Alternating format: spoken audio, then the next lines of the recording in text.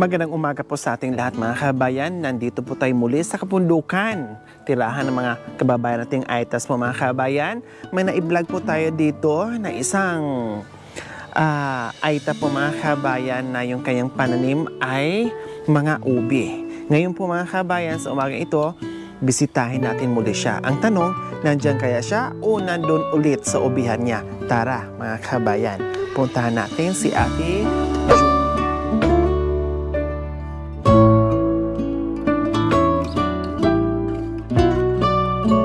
So ito na yung bahay ni Ate Jovi. Hello! Good morning!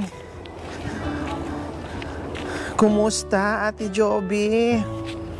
Wow! Laing iyan ah. O, ito ba yung sinasabi mong mga anak mo na nag-aaral? Ah, umuwi na sila. Saan sila galing? Nanay ko po. Doon sa... Lagay ko lang Ate Job ha. Doon sa school. Bagong bahay po doon sila. Yung- Sumama lang po sa nanay ko. Ah, pero dito sila nakatira? Opo. Ah, ang pagkaintindi ko, yung dalawang anak mo ay doon nakatira sa mga magulang mo kasi malapit sa school. Yung Hindi po pala, dito po yung school. nung time na wala sila dito, pumasya lang sila doon. Opo. O kumusta? Wala nang ubi. Nandyan po, hindi ko po inano. Ha? Hindi ko na po inano po. Marami pang ubi? Yan po, ito. Hindi mo pa hinukay. Pero sa ibang ano po, kukunin ko po. Damihan ko po yan pag ano. Merong ibig kong sabihin, yung dating ubi na hinukay natin na hindi natin tinuloy, kinuha mo na. Hindi po. Nakuha mo na. Hindi po. Ay, hindi pa nandoon pa? Opo. Yung malaki? Opo, nandun pa po. Inano po ng asawa ko, nilagay po yung lupa. Okay. So, ibig sabihin, yung kalahati lang ang kinuha natin, yung naputol. Opo. Pero yung isa doon na buo, nandoon pa din. Opo. Wow. Anong gagawin mo dyan sa gabi mo? Ipipirito po. Ha? Pirito ko po, lagyan ko po ng asukal. Prito. Opo, para masarap po. Akala ko ba, iyan ay pwedeng laing.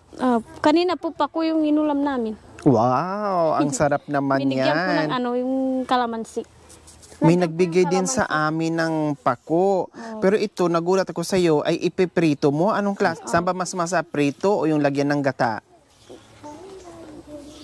Ewan ko po. Parehas lang. Parehas lang po. Wow. Pero pag gusto ko pong, pirito ko na lang po. Para matipid po. Sige, titinan ko yung sinasabi mo ha. Nasaan si Kuya Amis? Nagtatrabaho po. Anong trabaho niya? Nag-aano po ng palay po. Oh, nasaan yung panganay mo? Ayan po. Halika, pangalan mo be? Honestly po. Amis Lee. Anong grade ka na anak? 5 po. Grade 5 ka na? Ilang taon ka na? 14 po. Ha? Nagkasakit po kasi kaya hindi lumaki po. Oh, tapos anong pangalan mo be? Angel po. Ha? Angel. Angel. Ilang taon ka na Angel? Pito na po yan. Ha? 7? Oh, Opo. grade 1. Silang dalawa yung nag-aaral. Pati po to. Ay, ito nag-aaral na rin, no? Ay, oo nga pala, nag-aaral na pala yan yung... Pangalan mo ulit, be? Irish po. Wow, very good si Iris. Anong grade ka na, anak? Kinder? Kinder po. Kinder, si Irish. Ang Risa pangalan po. ng bunso ay... Irisa po. Riza. Oh, so ayan po mga kabayan, ito yung vlog natin noong nakaraan na ginabi tayo mga kabayan dahil sa paghuhukay ng ubi, no? Talagang hindi tinuloy ni Ate Jovi yung isang parte kasi dalawa po yun na malalaki na mahaba, no? Iniwan talaga niya yung isa kasi nga para pang Pasko tinabunan uli ng lupa, di ba po? Hinukay ni Ate Jovi yun, sobrang lalim na. Diyos ko, sobrang lalim na talaga, halos din na maabot ni... Talagang hindi niya kayang abutin, no? Kung walang tawag ni bara, no? Hindi talaga niya kakayanin dahil sobrang lalim, sobrang haba, sobrang laki ng ubi. Kaya para sana yung pang December, kaya nakita natin sila at nabiyayaan. Kaya yung isa lang dahil naputol, yun na lang ang tinuloy, hinukay. Yung isa ay yung parang kambal niya, ayun, tinabunan ulit ng Lupa po. lupa para aabot ng December para meron silang pagsalo-saluhan kasi yun ang gusto nila eh.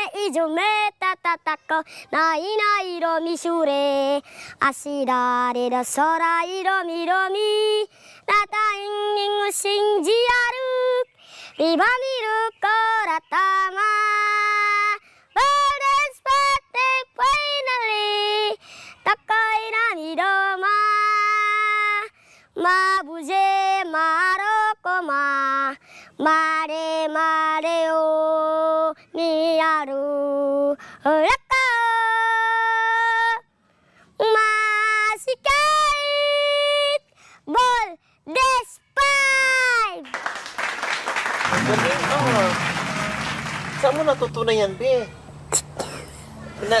Naririnig mo lang? Wow, ang galing naman. Akala mo, pag hindi mo siya tinitinan, akala mo totoong singer na kumakanta ng Bontes 5! Yung ganon. Pero siya palang kumakanta. O, ano pang iba, Be? Ang galing ng boses mo, Ang TV ay sira na, inangin yung antena, tapos isa na lang natitirang paaring mesa. Yung refrigerator, yung dating masagana, ngayon wala na kalaman-laman, puro daga pa. At ang gamitan natin ay puno ng gagambana, sa ating sinisilip kong masla, namimiss kita. Kaya eto ako ngayon mayat-mayat na luha, at ang tanging kayakap ko ay yung payat kong pusa. Buti na lang meron pang empty light sa miglay, tsaka Marlboro light. Buti na lang meron pang empty light sa miglay, tsaka Marlboro light. Dami kong problema, pati rabaderem na. Parang gusto ka nang pumunta ng ibang planeta. Di ka pala babalik sa piling mo, ako'y anda na. Buo na ang lungkot ko sa mga sumama, ilan pa ang botin dapat natin mabasag. Sabihin mo ito kaagad. Kaya pala ang galing ng boses, no? Ang ganda-ganda ng boses ni Miss Lee. Kasi nagmana pala sa nanay. O, kakantahan din tayo ng nanay, syempre. Sige na, nanay. Akala ko ikaw ay aking totoo sa aking paningin. Ngunit nang ikaw ay akapin, naglalaho sa dilim. Dinais kong mapalapit sa'yo, dinais kong malaman mo ang mga paghihirap ko, baliwala lang sa'yo. Ikaw ay aking minahal, kasama ko ang may kapal, ngunit ay ako pala'y nag-isang hal, nag-aagad na isang katulad mo. Hindi ko na kailangan, umalis ka na sa aking harapan. Damdamin ko sa'yo ngayon ay naglaho na. At ito ang iyong tandahan, ako'y masyadong nasaktan. Pag-ibig at pagsuyog na kahit nasa luha, pagbabayaran mo. Tignan mo ang katotohanan, na tayo pare-pareho lamang. May damdamin di nasasaktan, ng puso mo'y nasaan. Ikaw ay aking minahal, kasama ko ang may kapal, ngunit ay ako pala'y nag-isang hal, nag-aagad na isang katulad mo. Hindi ko na kailangan, umalis ka na sa aking harapan. Damdamin ko sa'yo ngayon ay naglaho na. At ito ang iyong tandahan, ako'y masyadong nasaktan. Pag-ibig at pagsuyog na kahit nasa luwa, pagbabayaran mo. Ay, aliwata. Mga anak, na po. May ano pala, may talento palang nakatago si Ate Jovi. Wow naman. Tama nga talaga yung sinabi niya. Sabi ko, ang galing ng boses ng anak mo. Sabi niya may pinagmanahan sa nanay daw. O kita nyo naman, no? Talagang sinampulan pa tayo sa magnanay na ito. Ang galing ng kanilang boses.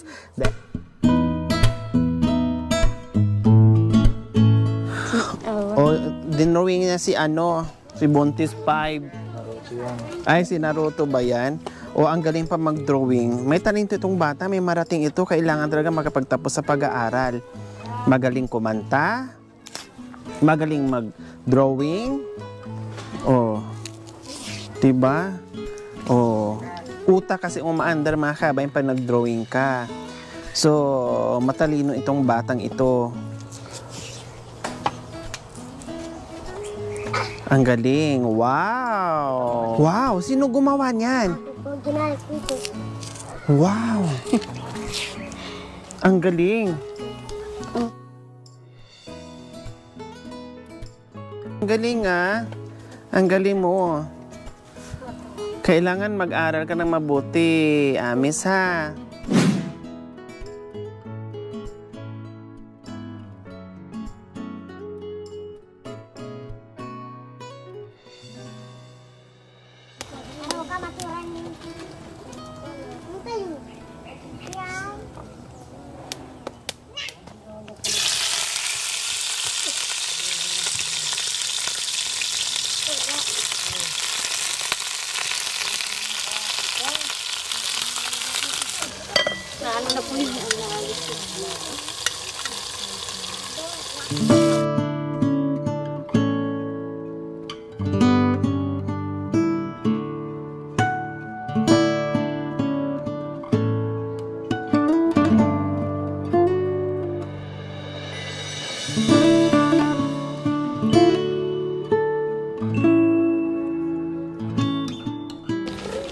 Wow, ang galing talaga ni Amisli. Oh.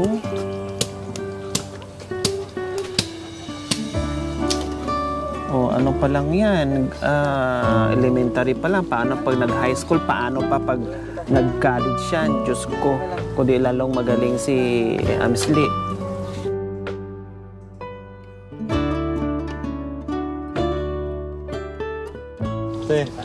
Bag ni Amisli, ito pala Baltis 5, dinrawing niya. Ang laki ng bag ni Amisli. Ayan, Amisli. Tapos nilagyan niya ng design. Kasi walang picture dyan, kaya nilagyan niya. Siya lang din naglagay niyan.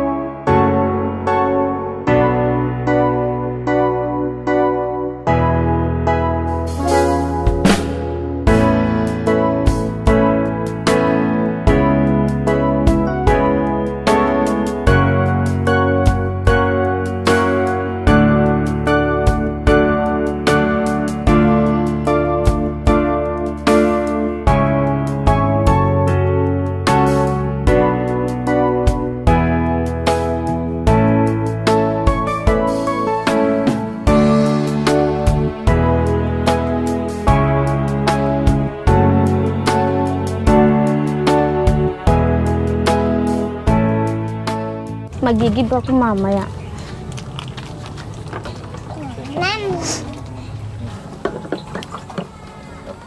Wala ng tubig. Naubos po kanina yung tubig. Nakain.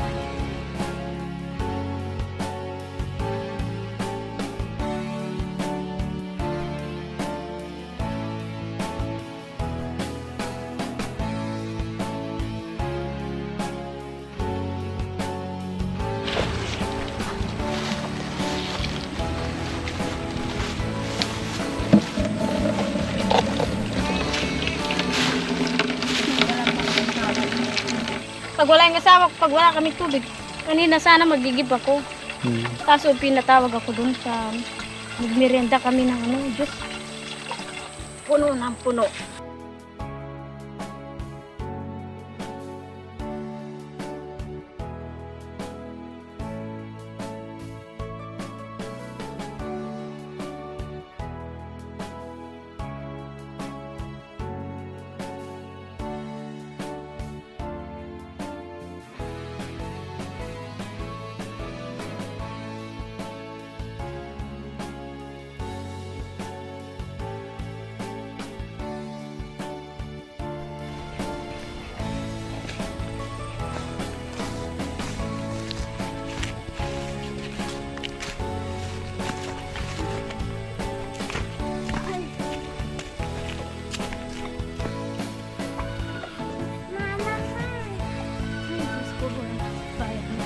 So ayan po mga kabayan, nandito tayo at mayroong nagpaabot sa Sir Louie ng Satwa, Dubai, UAE po mga kabayan.